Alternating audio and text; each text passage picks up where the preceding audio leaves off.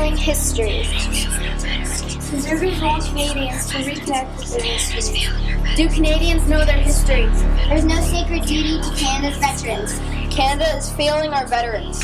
Heritage Minister says country is in jeopardy if Canadians don't understand their history. Most Canadians are still unaware of our history. Time to refresh and renew the way Canadians study history. There's no sacred duty to Canada's veterans. Canada is failing our veterans. Canada is a land known for its natural beauty and friendly attitude, a land that produces world leaders in medicine, industry, the arts, and athletics, a land whose way of life is envied by the world around them, attracting immigrants looking to become a part of this great country.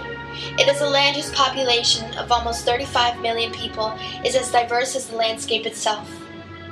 Unfortunately, it is also a land where people have neglected their obligation as a part of this great country to remember the sacrifices those who have come before them have made. Without these brave men and women, our beautiful home and native land would not be the country that it is today. On Remembrance Day, we hear the caution, lest we forget.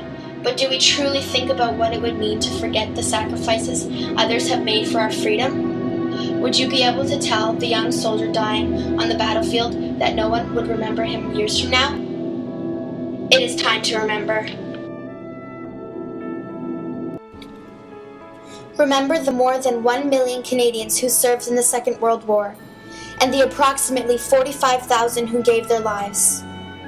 It is time to learn about Canadian soldiers during World War II, forming the main assault force for the raid on Dieppe, and the 900 Canadians who were killed and almost 2,000 more taken prisoner there. A time to read about how approximately 14,000 Canadians land at Normandy on D-Day. A time to remember with pride that the 1st Canadian Army was instrumental in the liberation of Holland in May 1945. A time to remember the Korean War, so that is no longer called the Forgotten War. Remember that more than 26,000 Canadians served and 516 Canadians died in the 3rd deadliest conflict in Canadian history. It is time to remember, because to forget would go against what it means to be Canadian, strong and free.